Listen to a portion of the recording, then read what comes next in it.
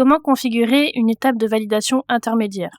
Sur la plateforme, vous avez la possibilité de configurer une étape de validation intermédiaire au sein de votre parcours. À quoi ça sert? Ça peut avoir plusieurs fonctions. Ça vous permet d'ajouter une étape au sein de votre parcours et cette étape de validation, elle peut être soit automatique, donc le candidat peut ensuite continuer la suite de son parcours, soit avec une transition manuelle. Dans ce cas-là, le candidat est mis en attente et il ne peut passer à la suite du parcours qu'après validation côté administrateur. Donc pour la transition manuelle, nous avons un article dédié à ce sujet, je vous invite à aller la voir. Ce qu'on va regarder aujourd'hui, c'est comment créer et configurer une étape de validation intermédiaire. Pour cela, on va se rendre sur notre programme au sein du menu configuration puis parcours.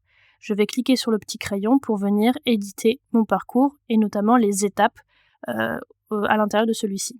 Donc là, on voit que j'ai pour l'instant 5 étapes et je veux ajouter une étape de validation intermédiaire entre mon étape 2 et mon étape 3. Donc je vais cliquer sur ajouter une nouvelle étape. Donc là, j'ai mon étape de validation intermédiaire que je vais venir saisir et déplacer sur mon parcours entre l'étape 2 et l'étape 3. Mon étape de validation intermédiaire est désormais ici et lorsque je la déroule, je vais pouvoir venir la configurer. Donc son type, ce ne sera pas un formulaire, mais ce sera bien une étape d'envoi définitif. Donc c'est une étape de validation, une étape d'envoi.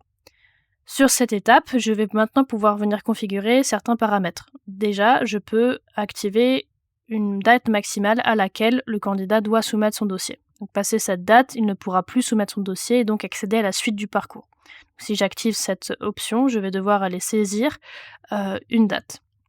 Je vais prendre le 28 août par exemple. Je peux activer la transition manuelle, donc je vous invite à aller voir l'article sur le sujet pour en savoir plus. Et sur mon étape de validation intermédiaire, donc si je ne l'active pas, ça veut dire que c'est une transition automatique. Le candidat pourra automatiquement, s'il soumet son dossier avant le 28 août, passer à l'étape suivante. Là, je peux venir personnaliser mon message avant et après validation. Donc ça, c'est exactement le même principe que sur l'étape d'envoi définitif tout à la fin de votre parcours. Donc je peux venir personnaliser ces messages, ajouter des images, des liens, des documents si besoin. Et je peux ensuite activer deux autres options. Le fait d'envoyer un email automatiquement une fois que le candidat a validé cette étape. Donc si je l'active, je vais pouvoir venir saisir mon modèle d'email et ajouter un lien de redirection une fois que le candidat a passé cette étape. Une fois que vous avez tout configuré, vous n'avez plus qu'à sauvegarder. Et voilà, votre étape de validation intermédiaire a été configurée. N'oubliez pas d'enregistrer une première fois au sein de votre étape pour enregistrer toutes les modifications que vous avez faites, la date, les messages, etc.